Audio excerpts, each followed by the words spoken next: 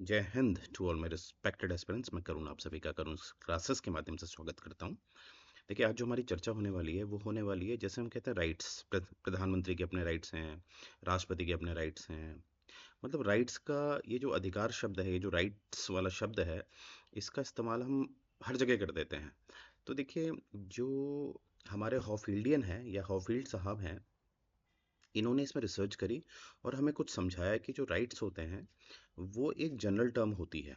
अब जब भी हम जनरल टर्म का इस्तेमाल करते हैं उसमें कन्फ्यूजन क्रिएट होता है, क्योंकि अलग अलग परिस्थितियों में जो हम राइट्स शब्द का इस्तेमाल करते हैं उसका जो अर्थ निकल के आता है, जो विपरीत अर्थ निकल के आता है, वो अलग होता है।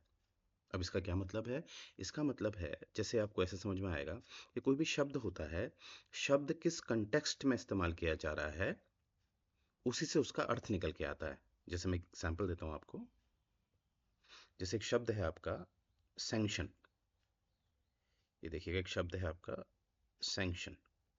अब सैंक्शन देखिए, अगर मैं इसको इंटरनेशनल पॉलिटिक्स में इस्तेमाल करूं, जैसे मैं बोलूं कि यूएसए ने ईरान पे सैंक्शन लगा दिया, तो इसका मतलब क्या होता है कि कहीं ना कहीं ईरान अब क्या करेगा, ईरान पे रोक लगा दी गई है। ईरान पे जो इसके इंटरनेशनल अकाउंट जितने भी होते हैं या किसी भी जो अन्य देश हैं उसके साथ ये ट्रांजैक्शन नहीं कर सकता, बिजनेस नहीं कर सकता। इसे कहते हैं सैंक्शन, यानी कि रोकना। परंतु यही मैं बैंकिंग के कंटेक्स्ट में इस्तेमाल करूं सैंक्शन शब्द, तो यहाँ पर क्या मतलब होता है, मेरा लोन सैंक्शन हो गया, मेरा लोन सैंक्शन हो गया, यानी कि मेरा लोन क्या हो गया, पास हो गया। तो आपने देखा होगा कि शब्दों का, जैसे सैंक्शन यहाँ पर एक शब्द दिख रहा है आपको, तो अलग अलग कंटेक्स्ट में उसका अलग अलग अर्थ निकल के आ रहा है। तो वही चीज़ हमारे हॉफील्ड साहब किसमें बताते हैं, राइट्स में। कि राइट्स का क्या होता है कि राइट्स तो एक जनरल टर्म है, पर उसमें बड़ा ध्यान देना होता है कि उसका अलग अलग कंटेक्स्ट में अलग अलग अर्थ निकल के आता है, राइट। तो आइए देखते हैं कि हॉफील्ड साहब हमें क्या बताना चाह रहे हैं, ठीक है। तो यहाँ पर एक निमोनिक है याद करने के लिए। जैसे जो राइट्स होते हैं, तो राइट्स को चार भागों में इन्होंने डिवाइड किया है, तो याद करने के लिए क्लिप याद रखिएगा। जो क्लिप की स्पेलिंग होती है ना, जैसे मैं आपको दिखाता हूँ। क्लिप होता है ना, क्लिप। सेकंड गाइस, ये देखिए, CLIP, क्लिप। इसको क्लिप से याद रखना। सी से होता है आपका क्लेम, एल से होता है लिबर्टी, आई से होता है आपका इम्यूनिटी, पी से होता है पावर। तो याद करने के लिए याद रखिएगा, हॉफील्ड साहब ने राइट्स को चार भागों में विभाजित किया है। तो ये आपके सामने आपको दिखाई दे रहा होगा, जो हॉफील्डियन मैट्रिक्स है उसके हिसाब से आपको क्या दिखाई दे रहा है। हॉफील्डियन मैट्रिक्स के हिसाब से आपको दिखाई दे रहा है कि जो राइट्स होते हैं उनके आपस में संबंध होते हैं और वो चार भागों में डिवाइड होते हैं। इसी को जूरल रिलेशन कहते हैं। जूरल रिलेशन का मतलब क्या होता है, देखिए अभी मैं आपको एक एक करके सब पढ़ाऊंगा। तो क्लेम के साथ क्या, किसका संबंध है, लिबर्टी के साथ किसका संबंध है, पावर के साथ किसका संबंध है, और इम्यूनिटी के साथ किसका संबंध है। तो यही होता है आपका जूरल रिलेशंस, राइट। तो पहले हमने क्या देखा, राइट्स को चार भागों में डिवाइड करेंगे, याद कैसे करेंगे, क्लिप। और हर एक भाग का, ये जो चार भाग हैं, इसके चार पार्ट हैं, उसका एक रिलेशन बन के आएगा। जैसे सी का एक्स के साथ, एल का वाई के साथ, ऐसे करके ये हम पढ़ेंगे अभी, राइट। इसी को कहते हैं जूरल रिलेशन। आइए, अब यहाँ पर क्या है, देखिए क्या होता है, जो कन्फ्यूजन होता है क्यों होता है, क्योंकि जो राइट शब्द का इस्तेमाल होता है, जो आम तौर पे हम इस्तेमाल करते हैं, वो हर जगह राइट्स या राइट शब्द का इस्तेमाल करते हैं।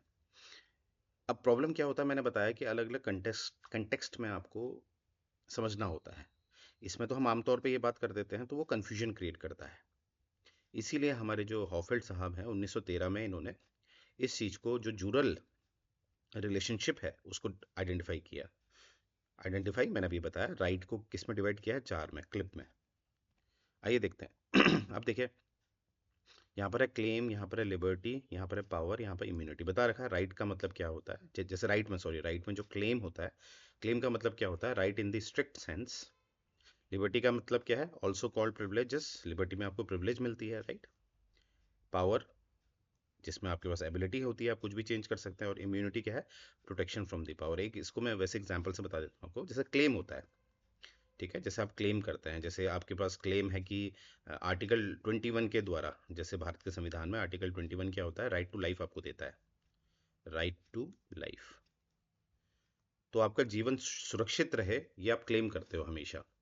और राज्य भी आपको ये कहता है कि आपका जीवन सुरक्षित रहेगा जब तक आप कुछ गलत काम नहीं करते हैं, क्योंकि क्या लिखा है, right to life and personal liberty except procedure establish by law, यानी कि कानून द्वारा ही आपका जीवन आपसे छीना जा सकता है, परंतु ऐसे नहीं छीना जा सकता।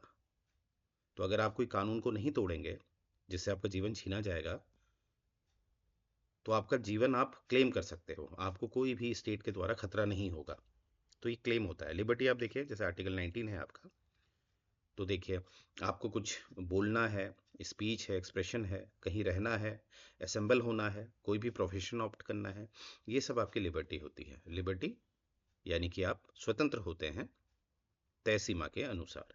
पावर देखिए, पावर में जैसे कि ज़्यादातर पावर जो होती है, अगर मैं सिटीजन और स्टेट की बात करूं, राज्य और नागरिकता की बात करूं, तो पावर आपको राज्य के पास आपको दिखेगी। जैसे भारत के संविधान में आर्टिकल 368 आपको दिखाई देता है, 368, जिसके द्वारा पार्लियामेंट के पास ये शक्ति होती है कि वो संविधान को अमेंड कर सकती है, राइट। तो ये पावर हुई। और इम्यूनिटी क्या होती है, इम्यूनिटी कहीं ना कहीं पावर को क्या करती है, डिसेबल करती है। पावर को क्या करती है, कहीं ना कहीं एक तरह से विकलांग कर देती है, राइट। जैसे राष्ट्रपति को देखिए, 361 आर्टिकल जब आप पढ़ते हैं, वहां पर राष्ट्रपति हमारे इम्यून होते हैं क्रिमिनल प्रोसीडिंग्स के। राष्ट्रपति पे कभी भी क्रिमिनल प्रोसीडिंग नहीं चलाई जा सकती, राइट। तो ये चीजें अब हमने आगे समझनी है। तो सबसे पहले हम क्लेम की बात करेंगे। क्लेम का रिश्ता क्या होता है।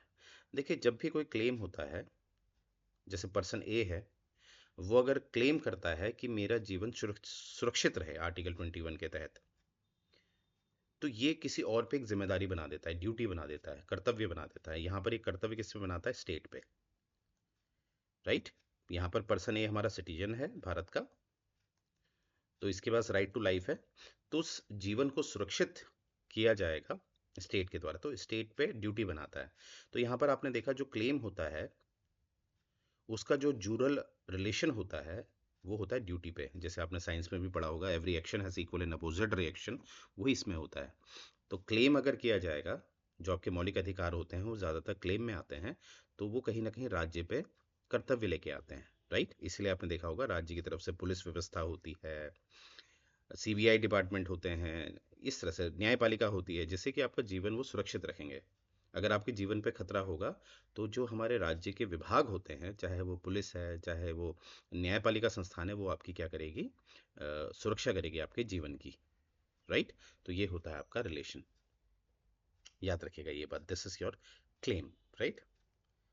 नेक्स्ट देखते हैं लिबर्टी। अब लिबर्टी में क्या होता है, देखिए ये यहाँ पर एक सिटीजन आपको दिख रहा है, यहाँ पर देखिए ये कहीं भी कुछ भी कर सकता है, और दूसरे लोग जो हैं वो इसकी इस लिबर्टी में इंटरफेयर नहीं कर सकते। तो लिबर्टी में ये दीवार दिख रही होगी आपको बीच में, यानी कि आपकी जो लिबर्टी है उसमें जो दूसरे लोग हैं वो उसमें इंटरफेयर नहीं कर सकते, उनके पास कोई अधिकार नहीं है, राइट। तो यानी कि क्या है, जो आपकी लिबर्टी होती है, आपके पास जो लिबर्टी होती है, औरों के पास आपकी लिबर्टी को छीनने का कोई अधिकार नहीं होता है, राइट। आपके पास फ्रीडम होता है एक्ट के लिए, राइट। हाँ, ये बात याद है कि जो आपकी जो ये लिबर्टी होती है, ये नियमबद्ध होती है। जैसे अगर आर्टिकल 19(1)(a), आर्टिकल 19(1)(a) के द्वारा आप कुछ भी व्यक्त कर सकते हैं, क्योंकि यहाँ पर आपको बताया गया है स्पीच एंड एक्सप्रेशन, पर इसका कतई ये मतलब नहीं होगा कि आप किसी को गाली दे सकें, अशब्द बोल सकें, इस तरह से नहीं। परंतु आप नैतिकता के आधार पर कोई भी काम करेंगे, तो जो अन्य लोग हैं वो आपके इस लिबर्टी में, उनके पास कोई अधिकार नहीं होगा कि वो आपकी लिबर्टी को खंडित करें, तोड़े, राइट। तो यहां पर क्या देखा हमने, कि जो लिबर्टी है, लिबर्टी का जूरल रिलेशन किससे बनता है, नो राइट से, नो राइट, राइट। तो हमने क्या देखा, पिछला हमने देखा कि जो क्लेम है उसका जो जूरल रिलेशन किससे बनता है, ड्यूटी से। और यहां पर हमने क्या देखा, लिबर्टी का किससे बनता है, नो राइट से, यानी कि किसी अन्य के पास ये अधिकार नहीं है आपको रोक सके, राइट। तीसरा देखते हैं पावर। अब देखिए पावर क्या होता है, पावर का मतलब होता है शक्ति, जो आपके जो लीगल सिस्टम होता है, जो एक कानून व्यवस्था होती है, जो एक समाज को चलाने के लिए सिद्धांत बनाए जाते हैं कानून के रूप में, उनको परिवर्तित करने का अधिकार, इसे कहते हैं पावर। और पावर अगर कुछ भी चेंज करेगी, तो वो कहीं ना कहीं जो हमारे नागरिक होते हैं उन पे वो लाइबिलिटी लाते हैं, यानी कि करना ही पड़ेगा। अर्थात जैसे इमेजिन करिए कि कहीं ना कहीं अगर शिक्षा का अधिकार मौलिक अधिकार बनाया जा रहा है, पहले शिक्षा का अधिकार मौलिक अधिकार नहीं था, राइट। तो इमेजिन करिए 21 21 को 86 अमेंडमेंट से जोड़ा गया। आप सभी जानते हैं 86 अमेंडमेंट कब हुआ? 2002 में, जो कि लागू हुआ था 2010 से। तो 86 अमेंडमेंट के द्वारा जो आर्टिकल 21A जोड़ा गया है, जिसमें 6 से 14 साल के बच्चों की जो शिक्षा होगी वो फ्री में दी जाएगी, और साथ साथ में एक मौलिक कर्तव्य भी जोड़ा गया था, जो 11वां मौलिक कर्तव्य है। तो इसमें क्या होता है कि माँ बाप के ऊपर ये जिम्मेदारी बनती है कि वो इसको लागू करें, अपने बच्चों को भेजें स्कूल में, राइट। तो आपने देखा कि अगर कुछ भी चेंज होता है, पावर चेंज होती है, पावर के द्वारा कुछ परिवर्तन किया जाता है लीगल लैंडस्केप में, यहाँ पर लीगल लैंडस्केप आप अपना संविधान रख सकते हैं, आईपीसी रख सकते हैं, जो भी आपकी जो कानून व्यवस्था की जो किताबें होती हैं उसमें अगर आप कोई परिवर्तन करते हैं तो वो जो सब्जेक्ट्स होते हैं यानी कि जो नागरिक होते हैं उनके ऊपर वो बाध्यता लाते हैं, राइट। तो यहाँ पर क्या है, रिलेशन क्या बनता है? पावर का लायबिलिटी से, पावर का लायबिलिटी से, यानी कि जो हमारा अथॉरिटी जो चेंजेस करेगी हमें वो मानना होगा। तो अभी तक हमने क्या देख लिया है? यहाँ पर हमने क्लेम का जो जुरल रिलेशन बनता है ड्यूटी से बनता है, लिबर्टी का नो राइट से बनता है, पावर का लायबिलिटी से बनता है। अब इम्यूनिटी, इम्यूनिटी क्या करती है? मैंने बताया था आपको, इम्यूनिटी क्या करती है? पावर को डिसेबल कर देती है। जैसे मैंने अभी बताया आपको कि आर्टिकल 361 जब आप पढ़ते हैं तो वहाँ पर आपको क्या दिखाई देता है कि किसी भी तरह से जो क्रिमिनल प्रोसीडिंग्स होती हैं वो राष्ट्रपति पे नहीं चलाई जा सकती, क्योंकि राष्ट्रपति इससे इम्यून होते हैं, वो भारत के राष्ट्रपति हैं वो, तो उन पे आप क्रिमिनल प्रोसीडिंग नहीं चला सकते, राइट। तो ये क्या करता है, कहीं ना कहीं एक डिसेबिलिटी करता है, यानी कि यहाँ पर डिसेबिलिटी असल में किसको हो जाते हैं? अगर हमारे समाज में संस्थान देखेंगे तो वो हमारी माननीय जो न्यायपालिकाएं होती हैं वो डिसेबल हो जाती हैं अगर इम्यूनिटी दी जाती है। तो क्या देखा हमने? इम्यूनिटी का संबंध किससे है? डिसेबिलिटी से। और डिसेबिलिटी ज़्यादातर किसकी हो जाती है? जो समाज में वो संस्थान है जो न्यायपालिका को सुरक्षित रखने की जिम्मेदारी निभाते हैं, माफ कीजिएगा, जो कानून व्यवस्था को सुरक्षित रखने की जिम्मेदारी निभाते हैं, कानून व्यवस्था को, अर्थात न्यायपालिका, वो डिसेबल हो जाती हैं। तो हमने क्या देखा यहाँ पर? रिलेशन आपने देखे कि क्लेम का रिलेशन आपने क्या देखा? ड्यूटी से देखा। क्लेम का रिलेशन ड्यूटी से देखा आपने। लिबर्टी का रिलेशन नो राइट्स से देखा, किसी अन्य के पास कोई अधिकार नहीं आपके राइट्स को हैम्पर करे। पावर का रिलेशन आपने क्या देखा? कहीं ना कहीं लायबिलिटी से देखा। और इम्यूनिटी का रिलेशन क्या देखा आपने? डिसेबिलिटी से, डिसेबिलिटी, यानी कि वो संस्थान जो न्याय को सुरक्षित रखते हैं, जब बात इम्यूनिटी की होती है तो वो कहीं ना कहीं डिसेबल हो जाते हैं, राइट। तो ये है आपका जो हमारे जो एक संबंध बताया गया है, जुरल रिलेशन बताया गया है, ये है। ठीक है, तो होफिल्डियन साहब ने अधिकारों को, क्योंकि जितने भी चार मैंने आपको बताया CLIP, ये चार के चार जो हैं, ये चार के चार आपको जो दिखाई दे रहे हैं, यहाँ पर हमारे होफिल्ड साहब ने बताया है इनको कि आमतौर पर इसको राइट्स बोला जाता है। हर चीज़ राइट्स होती है, जैसे राष्ट्रपति का राइट है कि उन पे कोई भी क्रिमिनल प्रोसीडिंग नहीं चलेगी। माननीय संसद का अधिकार है कि वो संविधान में परिवर्तन कर सकती है। हम नागरिकों का अधिकार है कि हम कुछ भी बोल सकते हैं, राइट। हमारा अधिकार है, नागरिकों का अधिकार है कि उनको जीवन सुरक्षित रहेगा। तो यहाँ पर चारों के चारों खंडों में, चार के चार पैरामीटर्स में मैंने अधिकार शब्द का नाम लिया, परंतु अधिकार यहाँ पर आपने देखा होगा कि चार में विभाजित किया गया है हॉफील्ड के द्वारा, और इनका आपस में जुड़ल रिलेशन होता है, राइट। तो आप समझ पाए होंगे, बहुत खूबसूरती से इन्होंने बताया। तो यहाँ पर ये देखिए, तो क्या होता है कि यहाँ पर अब देखोगे इन सब में हम कॉमनली क्या कहते हैं? राइट्स। किस शब्द का इस्तेमाल करते हैं? राइट्स का। परंतु इसका जो जुरल रिलेशन होता है वो आपको अच्छी तरह याद रखना फॉर योर एग्जाम। क्लेम का ड्यूटी, लिबर्टी का नो राइट्स, पावर का लायबिलिटी, इम्यूनिटी का डिसेबिलिटी, राइट। और ये देखिए, ये ऐसा नहीं हो सकता। यहाँ पर देखिए वैसा वर्षा कुछ घुमा रखा है। क्लेम का क्या होगा? क्लेम का हमेशा ड्यूटी होगा। लिबर्टी का क्या होगा? No claim, right. क्लेम का ड्यूटी होगा, लिबर्टी का। पावर का क्या होता है? लायबिलिटी। इम्यूनिटी का क्या होता है? डिसेबिलिटी।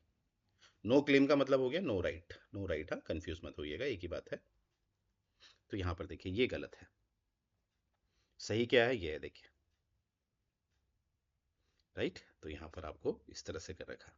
जूरल रिलेशन जो होता है वो फिक्स होता है, वो चेंज नहीं हो सकता।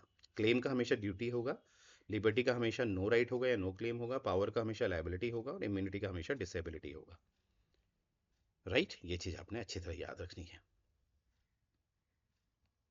अब देखिए एक क्वेश्चन है आपका यूपीएससी देखिए, consider the following statement, fundamental rights under the Indian constitution are a combination of claim, liberty, power and immunity. बिल्कुल करेक्ट आंसर, बिल्कुल। देखिए आर्टिकल 21 देखिए, ये आपको क्लेम दिखाता है, इसीलिए राज्य पे वो ड्यूटी देता है। नागरिक क्लेम करते हैं और राज्य क्या करता है, राज्य की एक कर्तव्य होता है। लिबर्टी देखिए, जहां जहां पर आपकी जो नैतिक लिबर्टी होती है वहां पर स्टेट भी इंटरफेयर नहीं करता है, स्टेट के पास भी नो राइट होता है। अगर आप ये चाहते हैं कि आप आईएएस की तैयारी करना चाहते हैं, पीसीएस जुडिशियल की तैयारी करना चाहते हैं, तो आपको कोई राज्य रोक नहीं सकता, राइट। पावर देखिए, पावर मैंने आपको बताया था, पार्लियामेंट के पास अधिकार होता है कि वो संविधान को चेंज कर सकती है, राइट, संविधान को बदल सकती है। तो बिल्कुल बदल सकती है, और जो भी बदला जाएगा, जो भी नियम बनाया जाएगा, वो सभी के लिए मान्य होंगे, सभी लोग इसमें लायबल होंगे, राइट, लायबल होंगे। और इम्यूनिटी में आपको पता है आर्टिकल 361 के तहत प्रेसिडेंट क्या होता है, इम्यून होते हैं, तो डिसेबिलिटी हो जाती है हमारी। जो न्याय व्यवस्था को संभालने के लिए जो संस्थान होते हैं न्यायपालिका, उन पे क्या हो जाता है, डिसेबिलिटी आ जाती है, राइट, वेरी इंपॉर्टेंट। तो यहाँ पर देख लीजिएगा, ये एक चार्ट बना हुआ है, राइट। तो मुझे उम्मीद है अब आपको समझ में आ गया होगा कि जूरल रिलेशन क्या होता है होफील्ड के द्वारा। तो कैसे याद रखा आपने, राइट्स को आपने चार में डिवाइड कर देना है, CLIP, क्लिप से।